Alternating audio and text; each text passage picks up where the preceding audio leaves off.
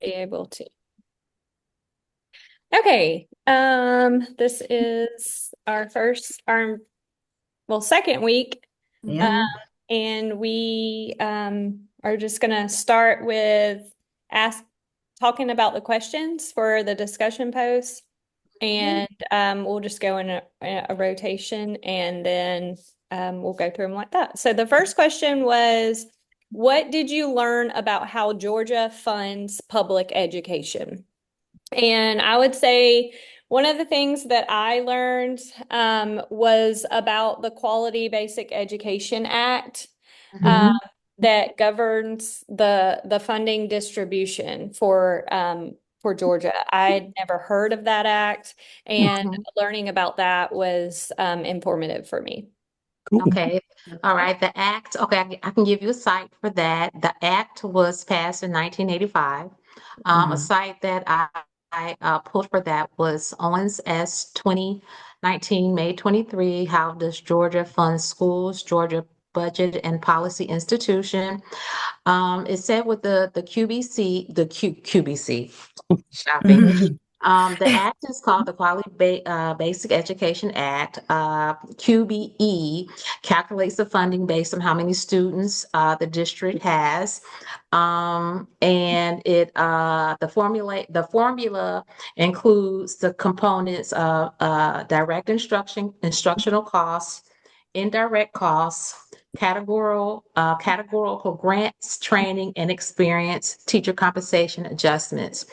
Um, and I have three sites that I'll go on as it talks about the FTE count. The three sites that I have for that one is from the U.S. Department of Education Hold on, 2021. hold on 1 second. I don't mean to cut you off, but I asked about the citing, Mhm. what she Right. meant by citing. And she said that that was not like a formal, like you don't have to cite it. Cool. You Mhm. just need to make sure she needs to know that the materials provided that she already provided Gotcha. are mentioned. So you don't have Right. Right. to mention outside sites or anything like Mhm. that. I just Okay. didn't Okay. want you to Okay. like, I yeah. did extra work. Yeah, just Okay. to Bless your heart. refer back Yeah. But thank to When the I you was, for I to was, the when I say I was document. working and making sure it was done properly, okay, it was done. But this came from the video. Okay. okay. Okay. And I write What in, what? I, I'm sorry. I didn't want to cut you off. I was just gonna talk Go about ahead. something. Go ahead. I was gonna say that I learned that the ration how they do it. So the state does about Right. half, and then Right. the local district does about 40, which I thought was very interesting that it came from property taxes, and Right. then the federal government picks up the last little 8% for special programs like free lunch and Title One, and Special that education. local district 40% really stuck out to me because it's based on property taxes, and a lot of times um, people like to refer to different school zones or different districts or levels of districts as like a white and a black thing, when in reality, it's just about the money. Hmm. So in some areas where they have lower property value, they have Mhm. less money for education funding, Hmm. Right. versus the areas where they have large, big houses, they have more money to put back into their education system. And that just really The whole, made a lot of whole sense voucher to me. thing. That's where But that the what was whole that? voucher taking away money that's already budgeted to go towards the independent schools could be an issue. Right. And that's where they brought in that, where were we looking at The that? Which The new question that voucher? was? the equalization grant, is that what y'all talking Right. about? That's where we Yes, were yep. looking at that. Yeah. Okay. Yeah, and Yeah. they're going to take $141 million from public Mm. schools and put them into private schools. And I was Yep. like, Yeah. Yeah. it Mhm. Yeah. didn't really, it didn't, I'm not up on that one because I read it and I was like, it didn't really make sense to Yeah. me. That's what Mhm. I'm That's Um, talking where the about. McDaniel versus Thomas 1981 mhm. Yeah. lawsuit came into play. Yeah. One So thing, that's the one next thing, question. one thing I wanted to add before we go to the next question, Okay. I don't think it was mentioned, the amount that is given to the school is based off enrollment, but it's also based off of the type of classes.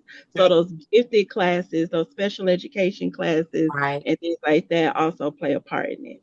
Yep. right. Mhm. I wanted to piggyback off that. The weights, Mhm. that was really interesting to me because I've learned some stuff about scheduling with SPED and how FTE is so important because SPED's weighted higher.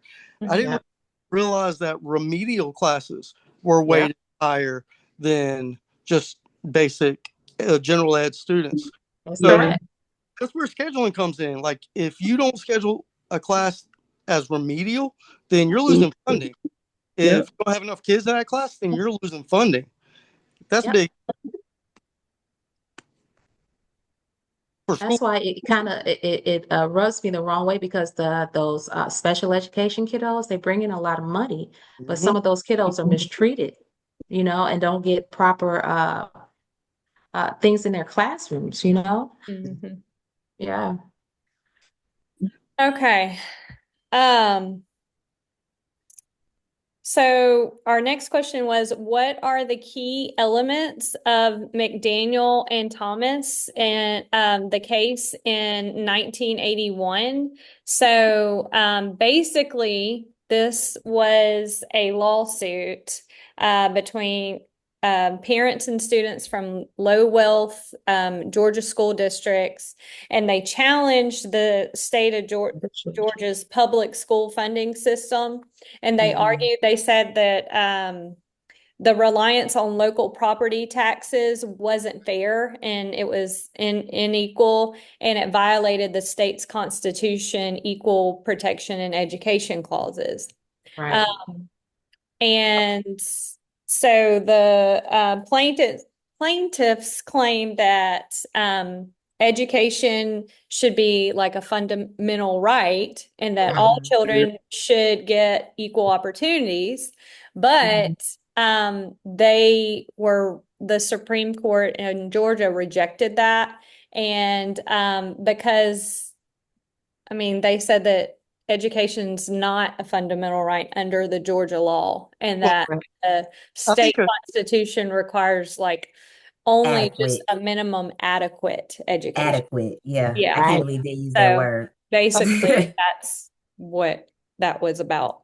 I think Mhm. it was really interesting how it talked about um, no, there's no issue constitutionally here. However, we do see that there are discrepancies. However, it's not Mhm. our job to deal with that. That's legislation. So we'll let Right. them deal with it. So it's kind of both sides. Yeah, you're wrong. It's not constitutional, or it is constitutional, but you're right about it being not equal.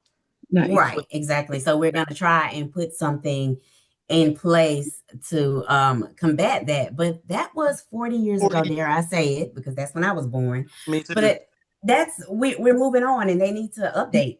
They need to update that formula. It's 40 years old. Our classrooms look different. The way students learn looks different. We have technology now. And so although the QBE didn't fix the disparities, it helped. I don't feel like it's helping is so much today because that's 40 years old. It's a 40-year-old formula. Graphics change. Mhm. Speaking of the QBE, that's our next question. What did you discover when you explored the Godot QBE database? Like what It's reports a did you lot of examine information. and what did they tell you? So the one that I looked at is the state salary schedule. And the reason why I looked at that is because I don't work for the state. I work in a private school and my salary is not funded by the state. So I really wanted to see what I Right. could be making. And so Mhm. I looked at that and it was very interesting. It was So it was good. pretty adequate. I was okay. I looked at that as well. That was the Yeah. second thing I looked at. But I did look at the weights and allotments report. I wanted to see that, and I wanted to see the differentiation with the residential facilities. We don't have one in Gwinnett, but I did look at the ones in DeKalb and Atlanta. And they do have a lot of special education teachers in the residential facilities. That was interesting to me. And I did I like the looked, allotment reports. yeah, I looked at that one as well, the weights, because I was curious to see how Mhm, much each student category was worth. And mhm. then I also looked at the 004 report that shows how much money each district gets after deducting their local tax share. Oh, I didn't see that one. I'll look at Mhm. that one.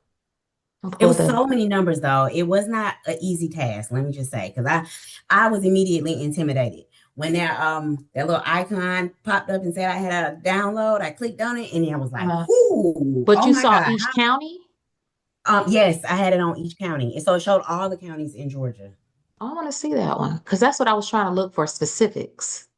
Mhm. Georgia Hmm. Department of Education can throw some numbers out.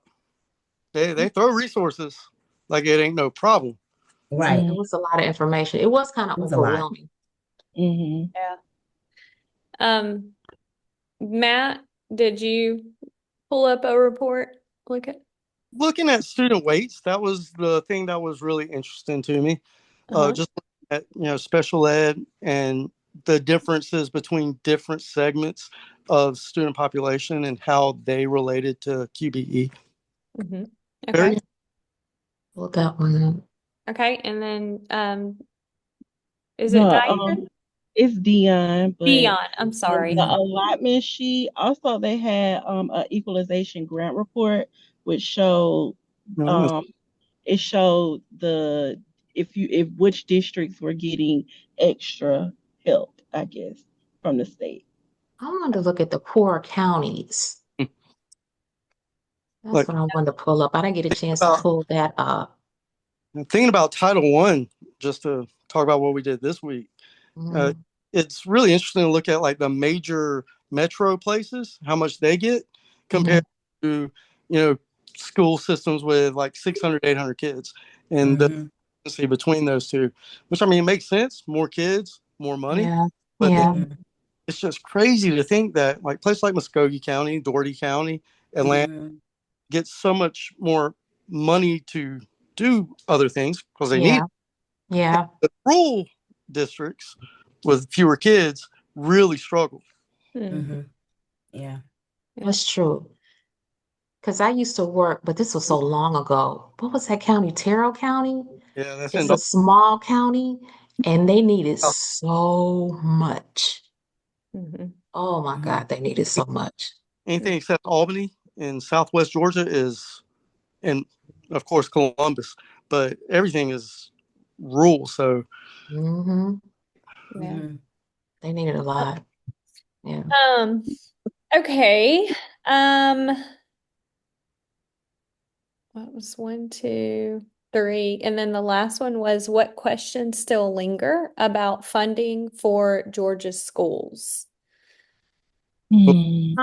do I definitely have a question because when I was looking at the way they distribute the funds, specifically speaking to the special education, there was a period of time at my school before I was there where they were like a mad dash to get so many students off of special ed. Like they were like, we should not have this many students you know, in special ed. And they did it. They moved those students. I'm not really sure what that process was, but they did that. And then the following year, because of that, now I understand that that's why we lost so many teachers. mm-hmm, Because once they moved those students from TE special count. ed to yep, general ed, that cut our budget significantly. And so we lost two special ed teachers and like three special ed paras, which we really Mhm, could not afford to lose. mhm, So my mhm. question is, one, what is that process? And then two, why did they choose to change those students from special ed they General to put ed? a general ed? lot of like caps on that. You can't just have like 100% special ed and get Right. all that extra funding. So like they have percentage caps, and Um, have like a certain amount of your population to be like special ed. Can't have a certain amount of special ed kids in a classroom, or it's no longer small group or no longer special ed. That makes sense. Yeah, That so makes sense. that's all those caps. And like, because there's issues arise if you go over those caps. Does it say that on that report? Doesn't it say it on the report that has to be a specific amount? Isn't there a formula? It's law. I think it's some kind of legislation. It's gotta Yeah, I be. didn't see it on the report. And I mean, like removing kids from special ed. I mean, there's a process. You just go Of through course. eating Yeah. and Yeah. determine if they don't qualify for services. Mhm. I'm gonna look it up. I'm gonna look up the process. So, I was wondering, like, what Let me look it up right happens quick. to the money that's not used in a given budget that you're given? Like, say you Oh, just, they use the money. Yeah, you lose it. The money's gone. Right. but where does, my question is like, okay, it doesn't just vanish. Like, where does it go? I highly Mhm. doubt that there's money left over. Yeah. Right. Yeah. It all gets spent. You think? But see, Okay. you know what? These are questions that we can ask during our interviews, right? Right. Because These at are the very specific least, Teacher Appreciation Week is in May. The money is gone. Right. But can it be used for that though? It can't be used for But that. it has to be used for a certain purpose. Like Instruction. Yeah, it can't be used for each has that. to be used in a certain Right. way. So, But it's Mhm. definitely a I question mean, I'll if be you asking have my interviewee. Yeah. someone not using it like they should, or Yeah, we've you been know, told that instructional funds cannot be used for teacher appreciation. That right, money has to be allocated for. yeah, Mhm. CTAE, like if CTAE classroom buys like a $200 camera, I can't go down to that and take it to my ELA class. right. They do an Mhm. audit and bad things are going to happen because we're not in compliance. We Mhm. can't use that specific money for what it's not used or supposed to be meant for. Yeah. Mm. Yeah. Well, that's definitely a good question. Where does the leftover money go? Yeah. Leftover money? I know Yeah. my No such principal is gonna be thing, like, right? My big question is just like, if the funding for the state of Georgia is 40 years old, then why aren't we kind of taking a look at it to revamp it? I like that. Yeah. So good. absolutely. A good thought. Stephanie had said that earlier. Yeah, it's 40 Mhm. years old. I mean, Mhm. And what do other states use? So like, do they use the same kind of system? And if so, then Yeah. that's a good question. look at That's that. a good question. Yeah. Well, I mean, when the state of Georgia is, what was it? I had made a note. We are below, Mm-hmm. like, good. 16% below the US average Yeah. in per pupil funding. Mm-hmm. And like, so it would be good to compare us Other with, states. It's yeah, not going to be through property taxes. You know how if the millage goes up, people Mhm. are up in arms. yeah. So Mhm. increasing millage rates. Mhm. Mm. Yeah. Okay. Well, was there anything else anybody wanted to? Nope, I feel great about it. Okay. It's All interesting. right. I'm going to stop the recording now.